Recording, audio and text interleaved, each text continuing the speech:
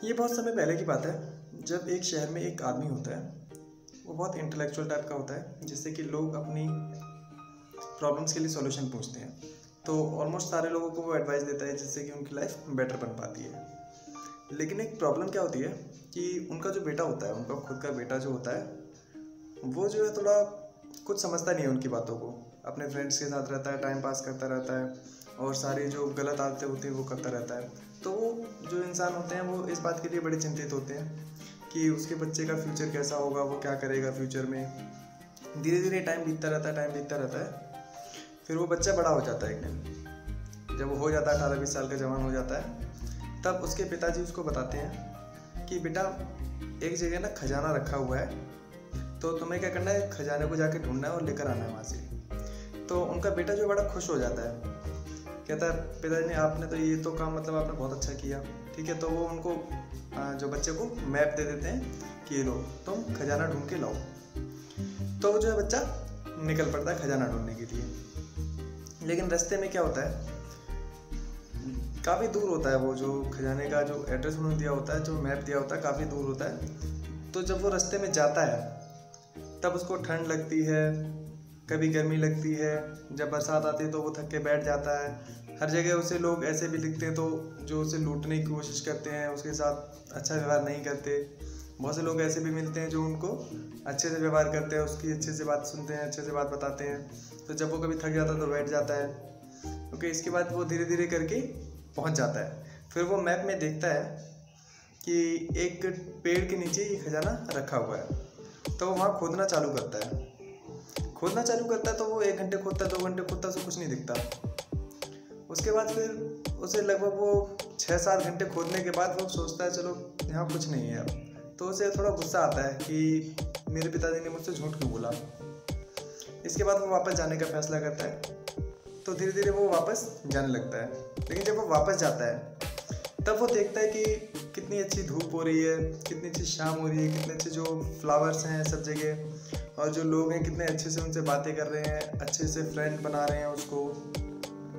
And जब वो उसका मन करता है शाम के टाइम पे, तब वो बैठ जाता है और वो ये सीख जाता है कि टाइम कैसे देखा जाता है। वो उसको इतना आइडिया हो जाता है कि वो टाइम भी पता लगा सकता है कि कितनी देर में क्या होने वाला है, शाम होने वाली है, अभी दोपहर होने वाली है, क्या टाइम हो रहा होगा सूरज को देख करके। तो इसके अकॉर्डिंग वो प्लान करता है। फिर तो इस पूरे टाइम में करीब 1 से 2 साल लगते हैं। फिर वो 1 से 2 साल बाद वापस आता है एंड जाता है अपने पिताजी के पास।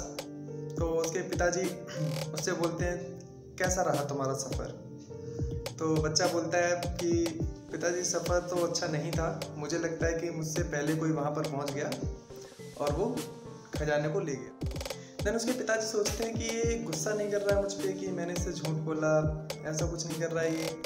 ओके, तो फिर से वो उसके पिताजी पूछते हैं चलो बेटा वो सब छोड़ो, तुम्हारा ये बताओ तुम्हारा सफ़र कैसा रहा जब तुम गए, तो कैसा रहा।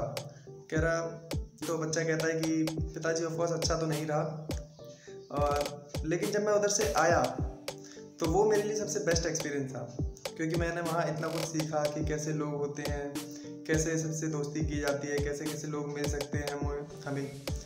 ओके, तो इस कहानी का मतलब यही है कि जब आप किसी गोल के पीछे भागते हैं, किसी की एक चीज़ के पीछे आप भागते हैं, तो आप ज़िंदगी के बाकी चीज़ों को नहीं देख पाते।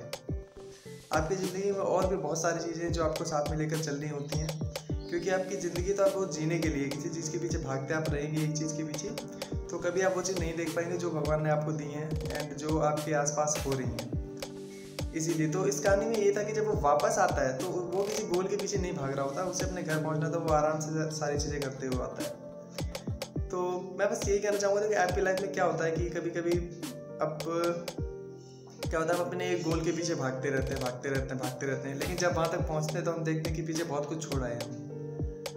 अब ये बहुत कुछ भी हो सकता है, हमारी फ्रेंड्स, फैमिली मोमेंट्स जो हम एंजॉय कर सकते थे फैमिली के साथ, लेकिन नहीं कर पाते। तो मेरा इतना ही कहना, देखो दोस्तों यार, सबका जो जीने का तरीका होता है वो अलग होता है। कोई अपने काम पर फोकस करता है। अब सबके अलग अलग तरीके होते हैं। किसी का है कि उसको ये हासिल करना है, बाकी कुछ नहीं चाहिए, तो वो वैसे जी सकते हैं। ये मेरी एक पर्सनल अपनी थिंकिंग है कि अगर हम सब कुछ छोड़ करके किसी एक गोल को पा भी लेते हैं तो इतना कोई बेनिफिट नहीं लगता मुझे इसमें कि आप किसी चीज़ के पीछे पूरी ज़िंदगी पर भागते रहें।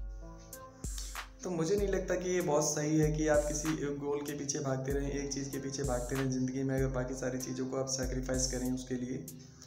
बाकी सबकी अपनी अपनी थिंकिंग होती है, जिसके लिए जो इम्पोर्टेंट होता है, जैसे उसको प्रायोरिटी देता है वो उस हिसाब से करता है। बाकी मेरा इतना ही मानना है कि आप सारी चीज़ों को देखें, साथ में लेकर चलें एंड अपने आप को ग्रो करते रहें धीरे धीरे। किसी एक चीज़ के पीछे भागने से बेटर है कि सारी चीज़ें आप लेकर चलें साथ में। वैसे भी लाइफ का तो हम कुछ कह नहीं सकते कि क्या हो सकता है लाइफ में, किसी को कुछ नहीं पता कि क्या होना है लाइफ में। तो इतना ज़्यादा सोचने से कोई फ़ायदा नहीं, इतना ज़्यादा किसी एक चीज़ के पीछे भागने से कोई फ़ायदा नहीं है।